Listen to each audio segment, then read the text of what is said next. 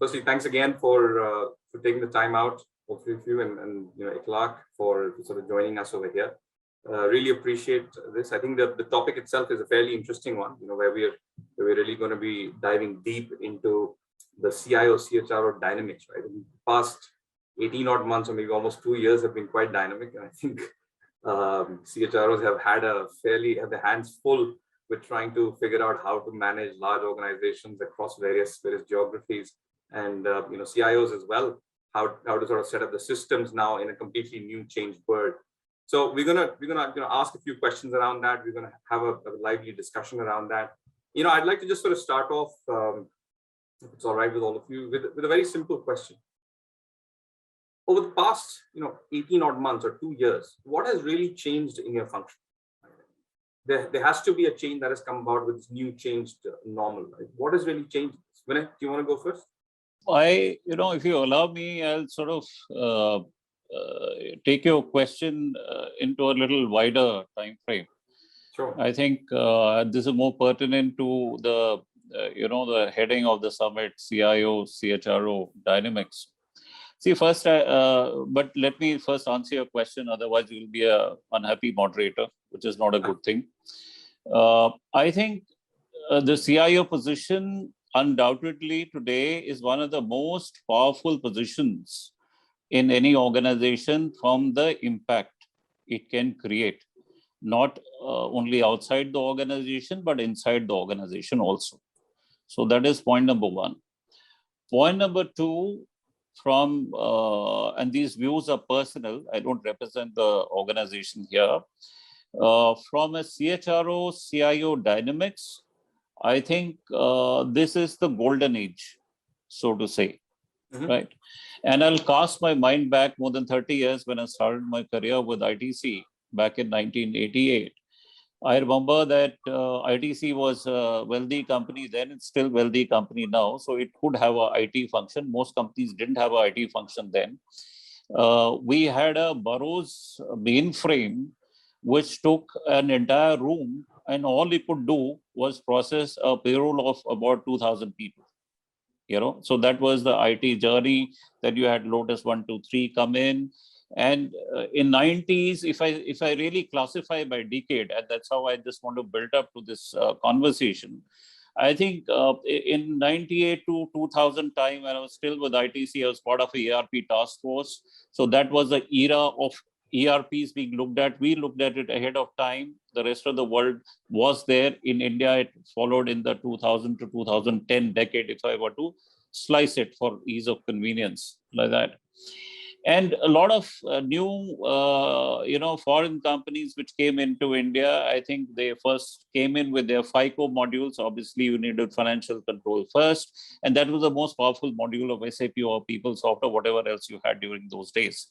And then 2000 to 2010, if I loosely slice that decade, I would say that ERP route was the way most companies went. But the HR piece in that was never very powerful. And in the last 10 years, if I see, I think there's been a mushrooming of innovation and so many products which are there in the market, that to have a comprehensive HR strategy on tech is something which is very complex subject today, because you cannot have one product which meets all of your needs. So you need something, and you need bolt-ons of all kinds, that they keep on changing with the level of innovation that is happening. Now, let me come to your question in specific and answer in my point of view. I think the fact that the organization design model has undergone a irreversible shift in the sense that hybrid working is here to stay. It is going to be something that we can't wish away. I think it's for the good of the planet, it's for the good of quality of life of people, whatever, a lot of reasons thereof. Now, every organization has a challenge like the ones that we faced in banking sector, that when we are paranoid about security for obvious reasons, we can't even connect to a Google or an internet inside office. That is a state of security that you have. And you are thrown into a situation where just to get your operations to continue on a day-to-day basis, You had to give access to people, manage the security piece as well, the cyber issues as well, and keep the operations of the bank continuing right through this pandemic of last 18 months that you're referring to. So this is forced organizations that, access to employees has become, something which today we don't even think about. I think 12 months back, 18 months back, it was a huge challenge for most organizations, which already weren't there in that mode. And I don't think many were.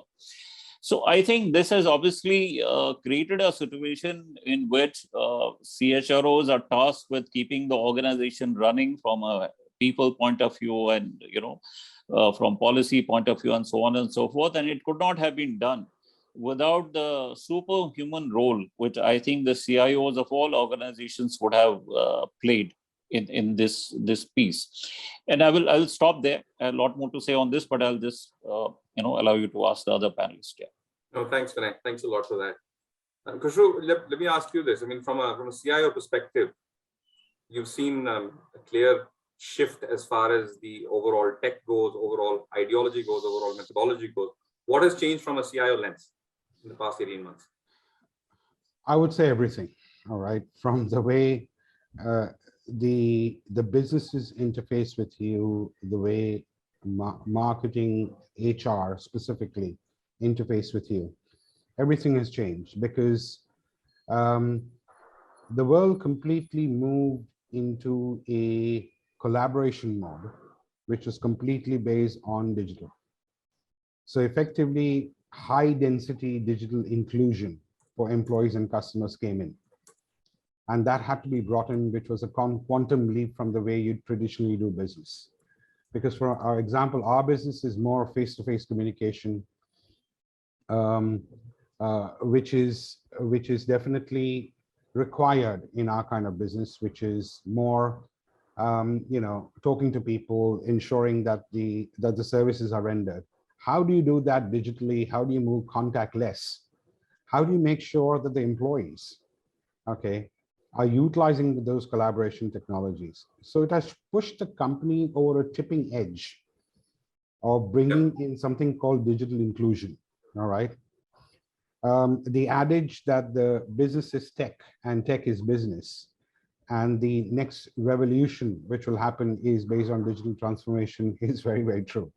So as a CIO, everything has changed. Rather than an enabler of the business using tech, it is now basically, can we sustain the business? Can we bring in revenue? Can we bring in growth? That's how the CIO's role has changed in, I would say, almost in every company which I've looked at. And that's how it has worked out. Sorry, I'm just going to push a bit forward on that. Sure. When you say that, how do we sort of sustain growth? How do we get more revenue? That's still an external facing function, effectively, much more revenue focused and so. What about internal? Internal has become extremely, I would say, if you look at the HR function, sort of the recruitment to retirement, specifically from an HR perspective, a lot of things had human intervention, because HR is definitely human intervention, but how do you convert that experience utilizing digital, providing that same level of empathy has been a major cause of review last year. So from an employee perspective, definitely it has changed. From a consumer perspective, it has changed. From every single internal perspective of the business, from being an emotional sales company to a data-driven company has changed. So the cultural shift had got to be pushed, emphasized, I would not say cajoled, I would say to more on an emphatic basis to make sure that people are looking at it from a different perspective, rather than just doing emotional based selling. So I think there's a concept of cultural change, which from a CIO's perspective is always difficult because technology does not recognize emotions. So how do you bring that in was a very difficult concept. But over the course of time, we have seen that utilizing collaboration technologies has helped provide that face-to-face communication, where you're not just talking about the day-to-day stuff, you're also understanding the emotions of the person, the mental health, okay, the stresses which they have to go through. So it was important to bring in that level of technology inclusion for people who never utilized that before. Yeah, no, absolutely. I totally agree. And I'm sure it must have been quite a journey for a company such as yours. It has been. But I think what could have been done in 2 years was done in let's say 2 months to 5 months. And we were quite amazed at how people can adapt to change. You know, it's always not the case that when the issues of paramount issues hit, people change, and the people change overnight, which is quite very heartening to see that. Yeah. Anjali, you've been in an industry that's been sort of hard hit with this sort of whole pandemic. How is the whole sort of cultural change bit, and you know, what has changed in your worldview? Really, literally, you know, similar to what Vinay and Khushru is saying, everything has changed, right? Everything has become mobile technology and mobile technology, in my view. You know, the reason I'm saying mobile is, as I said, you know, in the airline, 90% of your employee are in operations. They're either on the airport, on the airside, or inside the aircraft. They don't have access to laptops, so everything is mobile. So when we made a change, everything on technology and mobile technology is very important. You know, the whole interface mobile. So that's it. So whether I'm collaborating with my colleagues and how, you know, the collaborations increased, right? Earlier when we were in office, you know, collaboration was important, but we didn't give it so much thought as we're giving it now. Collaborating with my colleagues, collaborating with my teams, or reaching out to various employees. So the high level of collaboration, again, using technology, a lot of connects using technology. The way we learn has changed completely overnight. You know, we know that learning will be completely high tech, but the mobile learning is really changed and people adopt it very well. Everything has changed. We continue using technology, you know, various apps, communicating, engaging, understanding the well-being, the mental well-being, and the whole and we've done it in like 2 or 3 months time, but it's really helped us, you know, make a success of the current hybrid workplace we have, and also continue a success on, you know, improving productivity. So whether in the office space or the airports, everything, like you can get into an aircraft without really touching each other, touching a plane, everything has changed. So it's interesting and exciting, and you know, like in a span of 2-3 months, the whole world changed. And personally, I'm not stepped into a store at all, and my entire shopping, or whether it's household or life, everything on mobile. I've not stepped out 1.5 years. So it's interesting how the world has changed at work, personally, everywhere. So No, I'm pretty sure that yeah. at some particular point in the very near future, I'm going to be reading an article from somebody who says what was the good side of the pandemic, which was to actually accelerate all change across all organizations and make sure that new things happen very, very quickly. You know, like they say that who drove digital transformation in your company? Was it your CEO, CIO, CHRO, or somebody else? It was COVID. It's almost, that brings me that Winston Churchill said, right? Never let a good crisis go waste. And my CEO used to keep quoting it all the time. And I think we really did not let a good crisis go waste. I'm happy about that. No, that's a great enlightening thought. Absolutely phenomenal. Vinay, you wanted to add something? No. Okay. No, so I wanted to ask you again, Anjali, from an overall perspective, in this whole ecosystem where you're actually hybrid or and you're working offline, and you mentioned a few times about the whole mobile application and everything being done on the mobile. Have you guys transitioned towards some sort of a super application, or is it still that every employee has to dive into like 7 different things to do 7 different functions? So what we done, yeah, you know, I do want my IT to give me a super app ideally. But what we've done so far is there are different apps, but we have a common SSO. So, you know, you just have to go, like, you see my email, you can step into a 9 box and it's easy to access. So what we have done along with the IT team is have a very common single sign-on in one area. So people, it's right there on the top of the email. You can just click there and you can access it. So we made it easy access, but and I'm just jumping a few questions maybe you may have, but what I'm looking forward to is like one super app, right? And with every technology speaking each other, integrating each other, that's something which I'm dreaming about right now as we speak. But we made it easy for our employees to access every app very easily. So for that, we've not got any complaints, and it's very easy to access it and a single sign-on. Vinay, for you, your journey from where you were of an extremely secure organization to loosening the security things to be able to allow employees to do this. Have you all also transitioned towards something like this, like a super app, or is it still saying that this is a functional app?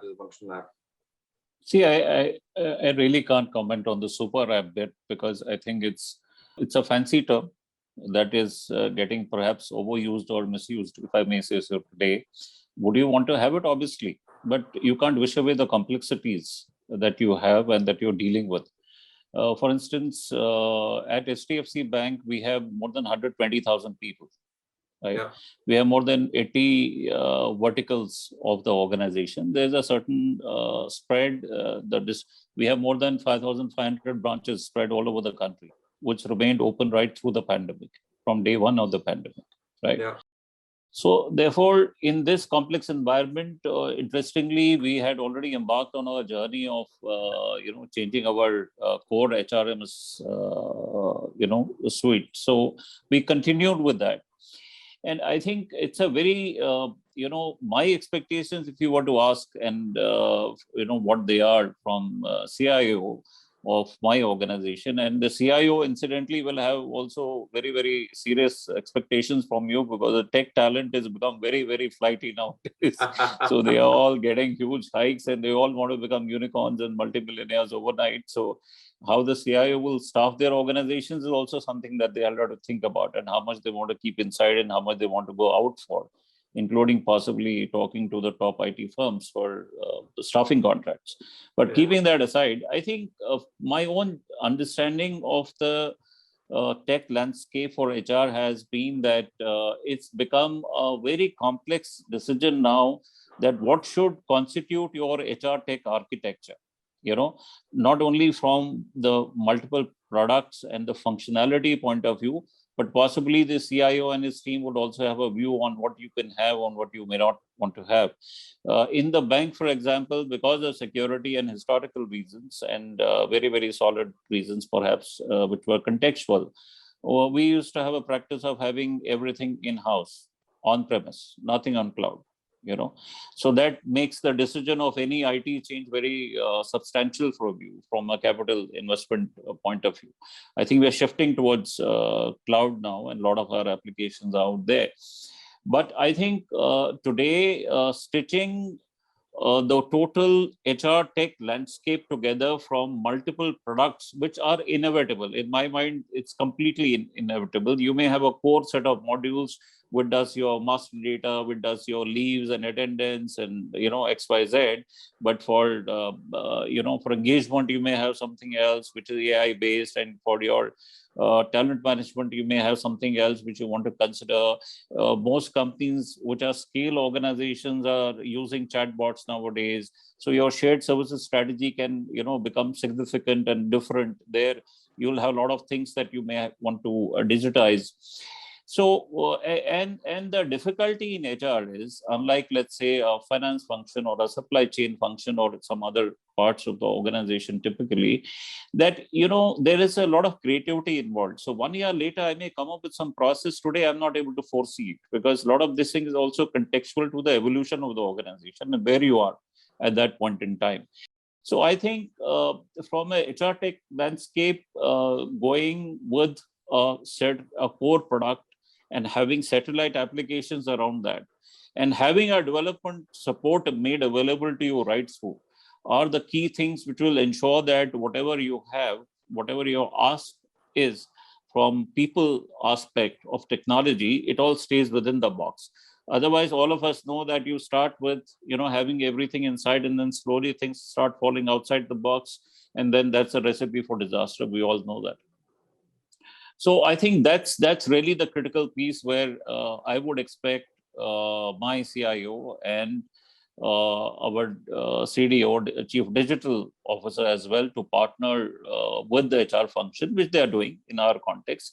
The journey is not as fast as you would like to because of the scale involved and the spread involved and the complexity involved. But I think it's something which is on a sure footing and will become more meaningful as we go forward.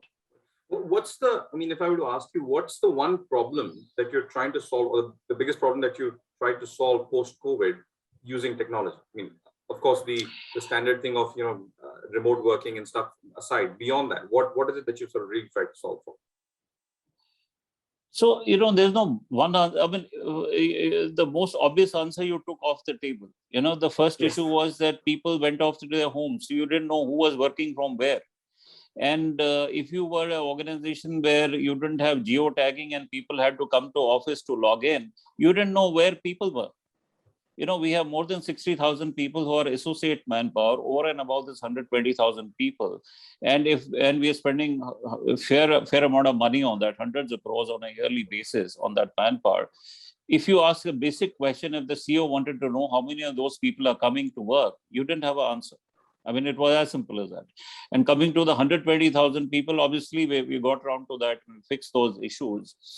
But I think the ask is not a simple one-liner thing. What is it that I need maximum support on? The question is, every organization has a tech strategy in place and they have, what is it that they want to drive. But surely the medium of it eventually has to be mobile. Because I think that is quite clear, and that I think every company is adopting that process. But what will land into that mobile could be 100 things. For example, we are using an AI-based engagement tool, and we do lots of surveys. We have a culture strategy at work. We have what we call as HDFC Bank Way, which has got 6 pillars and behaviors articulated for each pillars. We have a supervisory architecture around nurture, care, collaborate, for example. So at one hand, we are driving these things across the organization. At another side, we are doing extensive surveys, small surveys, large surveys to check the voice of customer, which is the employees, the teams which are expected to experience all that.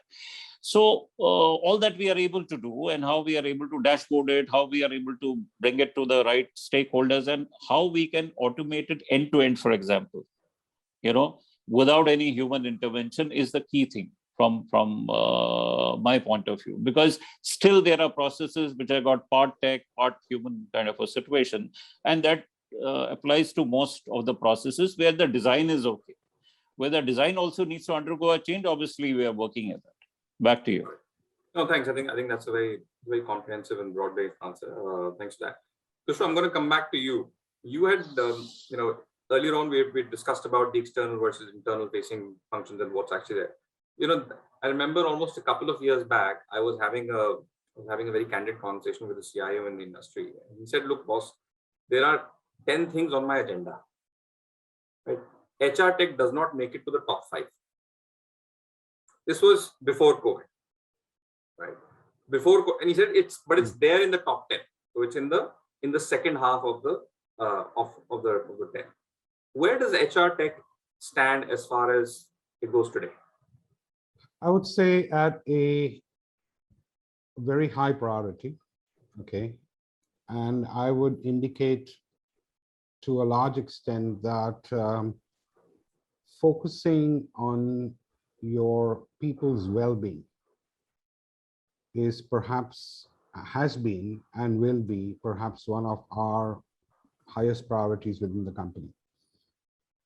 Because ultimately our people are the ones who will bring in the business. And if we don't look after the well-being, so HR tech basically has been utilized quite a bit to ensure that that priority is met. And even going forward, now we've been a mobile first company for a long time because a lot of our people is feet on street. So utilization of mobile technology has not been a deterrent. It has always been utilized. But how do you utilize that to ensure that they are well. So we have employed certain things like, now with the vaccinations in place, frankly, we have put their vaccination certificates straight on the mobile apps. So when they approach a customer and show the vaccination certificate first, which is sort of underwritten by also the company, okay, as a digital variant, people are not asking questions, they're actually entertaining them. So, yeah. So a digital certificate which says, look, I have got vaccinated, talks a lot, okay, and specifically coming from an app which underlines that Eureka Forbes is giving that assurance that they have been vaccinated and the certificates are real, because they cannot tamper with it. And of course, there is a backward mechanism where people have called us, a call center, and saying, is the person truly vaccinated? So our database talks about it. So it's a front end and a back end integration. So HR Tech plays a very important part. Now the priorities become more holistic when you do work from home, because it's not just a front end sales staff, it's also the people who are working from home. Okay, their health. Okay, I would say, work from home has provided a segment which says, I need to work harder. So timings have gone way off. So effectively now we are also looking at, so the time you log in, the time you log off, okay, is controlled. Because what we say is that, you should follow the predicaments of what you used to do at work. Okay. Do not overload yourself, because, it was a noticeable difference. 8 o'clock in the night, people would still have conferences. Okay. And that was in our mind we have to stop that, because lives and livelihoods and the family orientation has got to be taken into consideration. Otherwise, we were seeing certain issues on mental and physical. And we have to step in and saying, this is how we're going to do it. Whether you work from home, you're hybrid, or you're coming to the office, the same standards follow. So this is how HR Tech is getting utilized more and more. And last but not the least, we need to understand the productivity of the people, because everything is contactless, applications are contactless, mobile applications used are contactless in nature. So how do you map the productivity of the person? Okay, not to intrude on their privacy, but at the same time, during the working hours, we need to understand the productivity. So these are the kind of HR Tech technologies which are getting inculcated within our culture, to say we value what you do, but also at the same time, we value your lives and livelihoods. That's how HR Tech is getting utilized even today. So there's a lot of emphasis. I would not say it's the topmost priority, but it's definitely a very good second priority for us. That's great. That's good news overall, and I think from a company perspective. Yeah, Vinay, please go. Yeah, Mrigank, I just want to thank you for calling out the elephant in the room, which is how important was HR Tech. I think that was really a good question to ask, and to acknowledge that it never featured high up in the organizational priority. I will not say it didn't feature high in the CIO priority. Ultimately, the CIO is a subset of the organization. It has to be driven by the CEO's priority. I spent almost more than a decade in telecom before I came here. And in IT, obviously, my stint in IT was also there. It happened there because 60-70% of your cost is people. So that is the first thing that you want to get a handle on. But in telecom also, the scale of business growth was so high. We grew about some 20-30 times on subscriber basis in 10 years time, 12 years time. But then, the HR Tech was never really up in the priority. It wasn't there organizationally. A lot of good words, but nothing much really happened on the ground. Today, I think we are in an inevitable situation where your organization design has undergone a change. Your hybrid model has come to stay. It is irreversible shift. It's a very, very significant shift which has happened. And you today will have to, if you want to continue to have an organizational model where you are going to tell people that come to workplace, then maybe you'll be at a disadvantage than organizations in your sector which are offering hybrid working today. Right. So if you're going to have a hybrid working, then you have to invest in systems which allow access to organizational systems. That is one piece of it. And if you have to manage the workforce, which is then becomes, distributed, and it could not only be remote in the same location, it could be remote in your hometown, then, the whole employee experience and how you're going to share that becomes very important for the organization from a, people attraction and people retention point of view, both. Because if you don't have people, then what are you going to do at the end of the day? I mean, obviously, there's a talk on well-being and health and vaccination certificates and all those things. And obviously, we all know about the stresses of working from home, because first everyone thought it was a picnic. Wow, I get to work from home. So everyone's very happy. Within 2-3 months, they realized it isn't, a bed of roses. There were issues about timings not being maintained, meetings going on till late in the night, and they still do it in many companies, I'm sure. So I think that this pandemic has brought a different work model in play, which will require definitely a serious tech investment. And therefore, the closer dynamics between the CHRO and CIO, therefore, that's what I referred to earlier when I said this is the golden age for that partnership. This is what I meant. Back to you, Mrigank. No, that's a very interesting point. But I just want to push that point one step further. And this is again a question back to you, Vinay, and to you, Anjali. What we have noticed as Peoplestrong is that over the past 18 months, absolutely right, people have started thinking about HR tech a bit more seriously, both CIOs as well as CHROs. But the one thing that I've always found resistance in is that, my policy must remain the same, but everything should change. And there's a bit of a dichotomy in that, because what you're trying to do is actually build out a completely new organization in a completely new world, but the policy must remain exactly the same what it was earlier. Now, I don't, and I've often questioned CHROs on this, that is that just inertia, or is that just, why would you not look at newer age policies which are more flexible, better, and more enhanced? But I'd love to hear your perspective on that. Anjali, maybe you want to give a that. Yeah, thanks.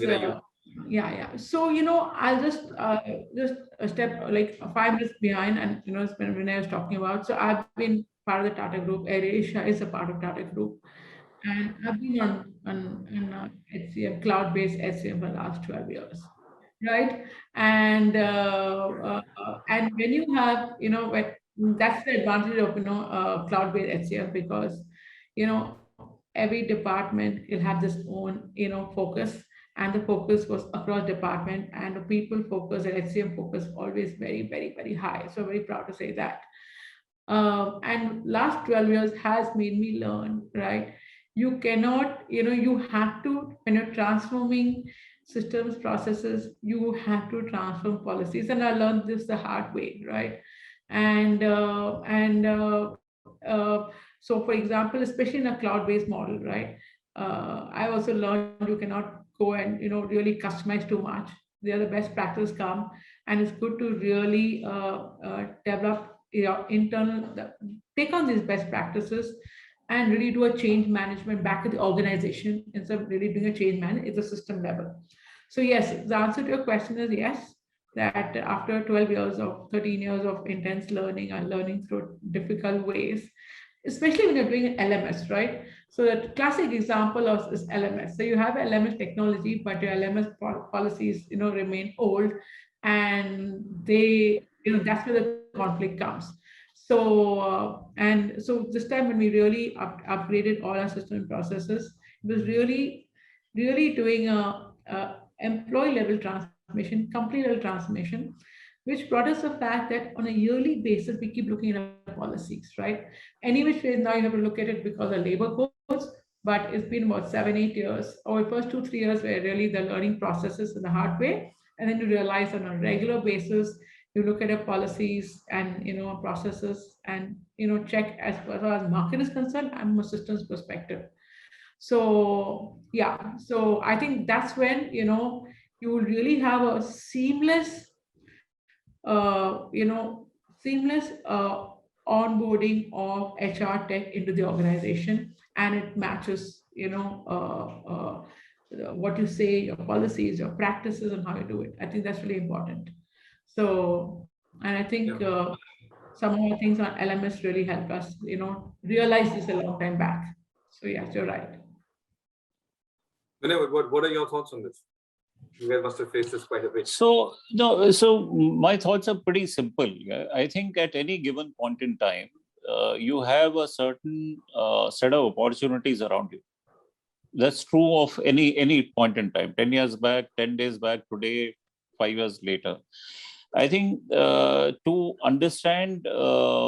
not understand the significance of the last 18 months will be letting go of a serious opportunity, because what is fundamentally altered is that the workplace and the workforce all have got impacted at the same time. And in that context, let me give you a very interesting fact. Peter Drucker wrote an article for Fortune back in late 80s, early 90s timeframe, in which and it was in the American context that he made the statement that the whole experiment of shifting people from smaller cities into larger cities and from larger cities to metros and all those hasn't worked. People are spending longer hours on commute. They are having poor housing. By the time they arrive at work, they're exhausted, so on and so forth. So it is time that organizations look at shifting information to where people are, rather than trying to shift people to where the information is. Okay, and the means are available. And those days we are talking about, what he mentioned was we have computers, we have emails, we have mobiles, we have faxes, and so on and so forth. But it's taken 30 years for an organizational model to get disturbed because of the pandemic which happened, and now everyone therefore scrambled to do business because you didn't have people coming in. Normally you have all other issues, but you have to pink slip people away. But you never have a situation that you want to do business, but you don't have people who can come and do it for you, right? So I think this is a huge opportunity because your basic organization design model has changed. And if it has changed, then everything else that was part and parcel of the old design, including the processes and the policies that you have, are up for a complete reboot. And I'll give you a simple example. I think one of the most significant missed opportunities for human resource function over last 10, 20 years, whatever you may like to call it, is the fact that we looked at one size fits all policies internally. Isn't it? We will not do, from a marketing point of view, you will never do that with the customer base, right? You segment them, look at needs, look at different segment-wise product offering, service offering, so on and so forth. But internally, we didn't look at that.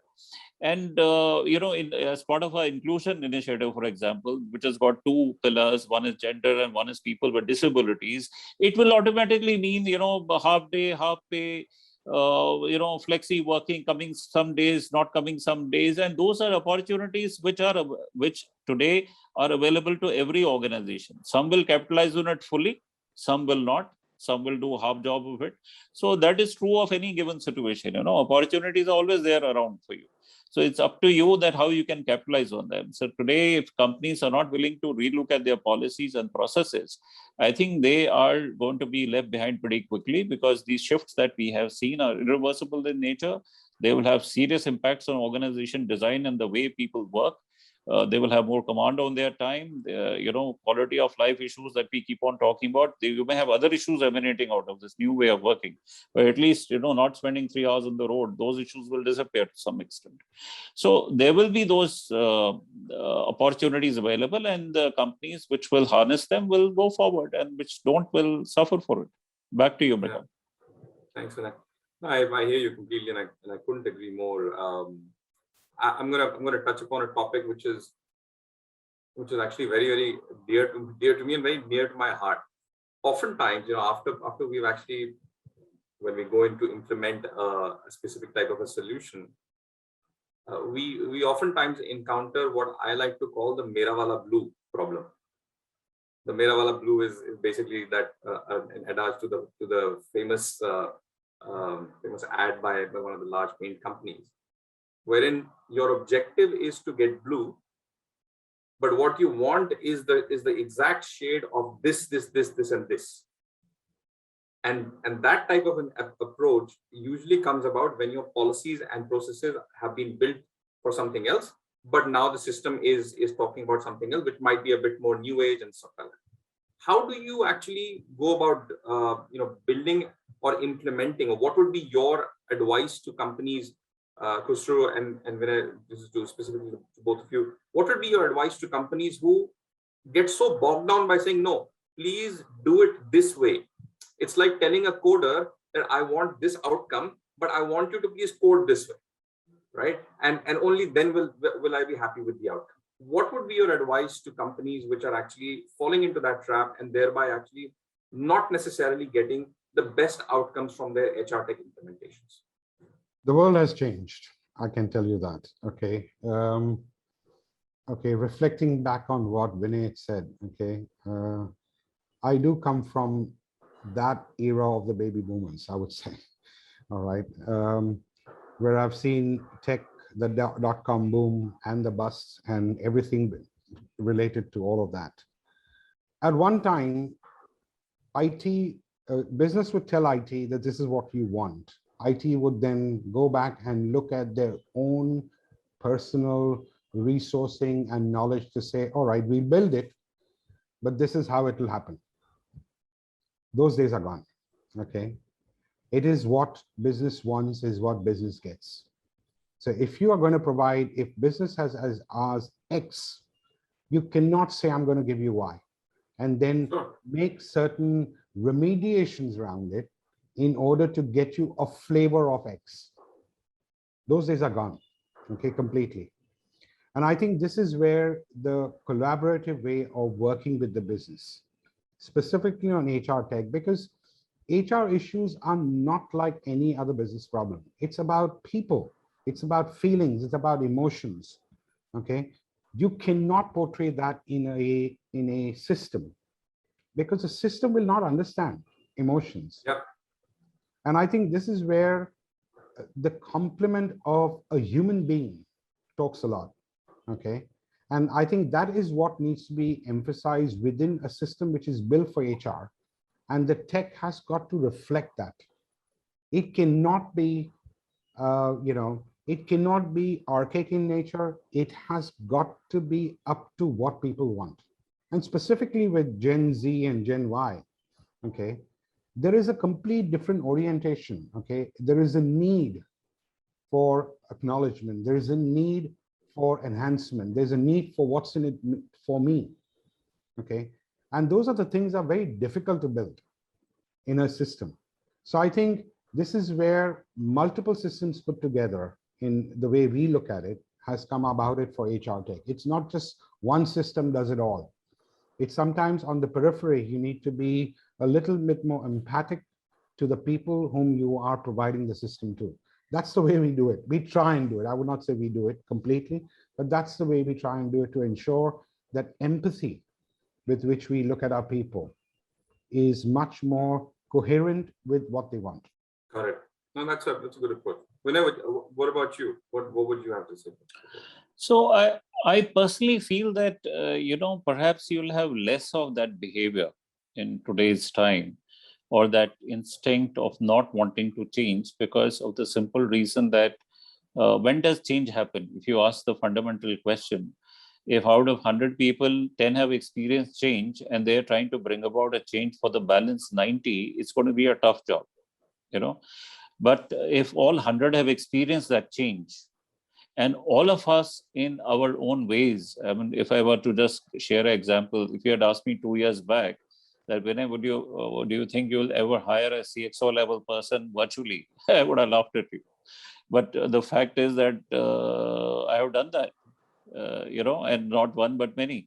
So the issue is that all of us have had to revisit our ways of working, ways of thinking, and to understand that there is a certain paradigm in which we are operating, which is completely new and unfamiliar and fraught with all kind of other issues as well. So I think, and also don't forget the fact that it is the whole world which has undergone this change at the same time. There's no other parallel. Even if Second World War you were to look at, it didn't involve so many countries in this world, right, in the same way. So this is a situation in which the entire world has experienced something in a relatively shorter time period. So that, I think, brings in a certain orientation to be more open, receptive, and to be more malleable, let us say, to look and relook at whatever paradigms or whatever constructs that you may have been operating in. So my own sense is that, you will have large number of organizations of all size, of hues and colors embracing this change process, then only a few and rest, clinging to whatever they had in the past. I think the change has been far too comprehensive and far too deep and far too personal for all of us to go back to that world. Got it. No, I think that's a great analogy and a great suggestion as well. I'm now sort of coming towards the latter half of the discussion, and I want to ask all three of you over here and to very specifically point out, and this is not to your organization, this is to your counterparts out there in the industry. If there were one piece of advice that you as CHROs or ask, not even advice, if there was one piece of an ask, which is a more behavioral change or a more something that will actually help you perform your function better from a CIO, what would that be to the CHROs? And the same from you, Khushru. What would a behavioral change actually mean to you from the HR fraternity overall that would actually make life better to you? Let's start with you, Anjali. I probably have one ask from our CIOs across, and I think we should start strategizing on higher level of seamless integration across business applications and HR applications. So for example, classic one is HR finance, and my thing, HR with a business rostering system, a crew rostering system, and so a lot more integration, which will give way to a lot more amazing analytics, which we can really help you really make some business decisions. So that's something, I'm really looking forward to, and my request to all CIOs out there, and maybe including, people like SuccessFactors, Oracle, to really have much more seamless integration and seamless analytics. That's something which I'm really looking forward to. Okay, so Anjali, you're tilting towards data and employee experience broadly, and you're asking the CIO to sort of, because right now, as the way I am, I'm like, and I'm not saying myself, I have a lot of the entire Tata group coming seeing our systems. We have great HRS, we have great system for communication engagement. LMS is great, it's aligned to the TMTC. So right now, I think, and what is what I hear from the Tata group, that we have pretty good stuff right there, and we've done a fair amount of integration. And when we also get feedback from employees, they're quite happy with the way the mobile apps are working. So I think, thanks to the Tata group, thanks to the work, in TCS and all done, we have something good out there. But what I'm not getting done is, what we as a business, I really need much more analytics. I want to use that much more business decision making. We use our employee engagement portal is one of the best. It's a wow thing, and so I'm not trying to boast, but I've been told it's be great.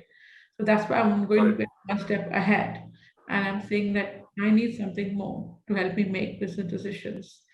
For example, how many leaves people are taking, how much of rostering they're doing, what our business costs. I want to, like, for example, in one of the apps, we have hybrid workplace, right?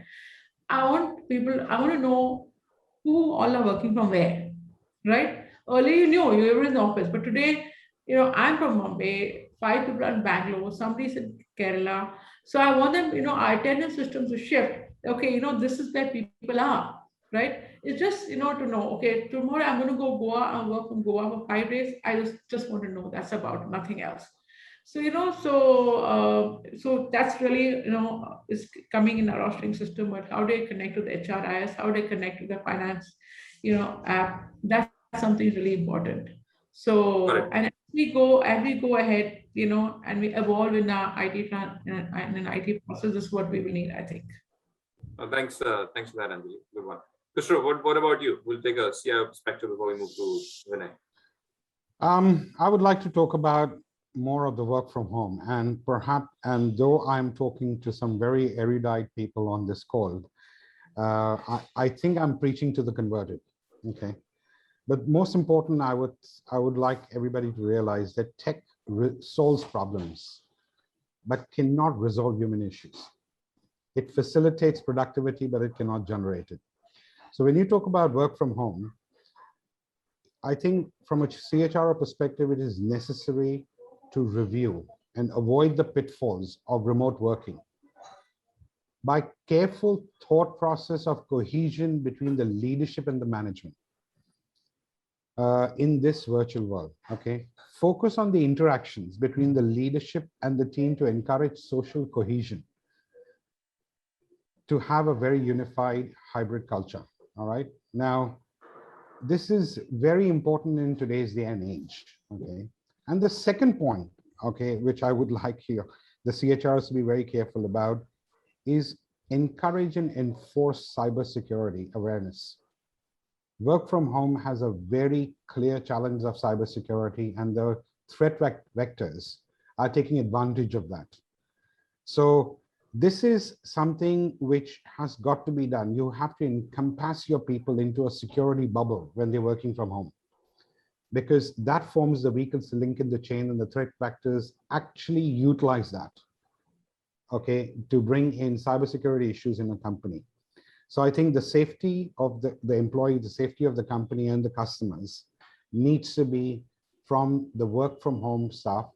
Protect them and secure them. Fantastic advice. I think that's a very pointed one towards the whole work from home bit, and thanks for that. Vinay, over to you. Absolutely brilliant points. What Anjali said, seamless integration across multiple applications and processes that we have, and very, very pointed analytics so that your management actions are focused and productive. Great point there. And I think the point what Khushru said absolutely underlines the importance of culture creation in a hybrid environment. It's going to be much difficult than what it was earlier to in a virtual environment. What is going to be your culture creation strategy?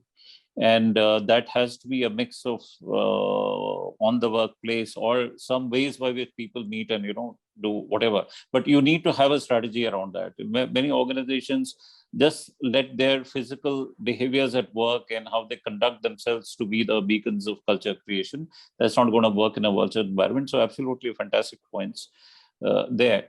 So, if you were to really ask me something, and, then the only thing which really, Mrigank, comes to my mind is that, you see, today, who are the employees? The employees are also people like you and me who are consumers, who are customers, who are citizens, who are just experiencing the world as it is. So we are having the WhatsApp experiences, we are having Amazon experiences, we are having Netflix experiences, we are having all kinds of experiences. And then we come inside the organization and we have experiences which sometimes go okay and sometimes are clunky, right? So I think if you were to ask me that what is that one ask I would like the CIOs to be conscious of, and it's not that they are not conscious of, but it just, you try and keep it front of your head, is that your employees are benchmarking you against top experiences that they are having in their personal space on everyday basis. That is their benchmark. It wasn't so 20 years back. It wasn't even so 10 years back, right? But today, that's what people are benchmarking you against when they walk into your organization boundaries, virtual or physical, right? And therefore, the change that you need to make is to be, to come closer, if not at all meet that expectation in a relatively shorter time period. I think that's what your employees will expect out of you, right? So I think that's one ask I would say. And again, not to say that the CIO community is brilliant set of people. It's not that they will not be aware of it. But since you asked me and put a gun to my head, that's what I would say. I mean, that is far from true. I mean, if nobody can put a gun to your head from whatever little I know.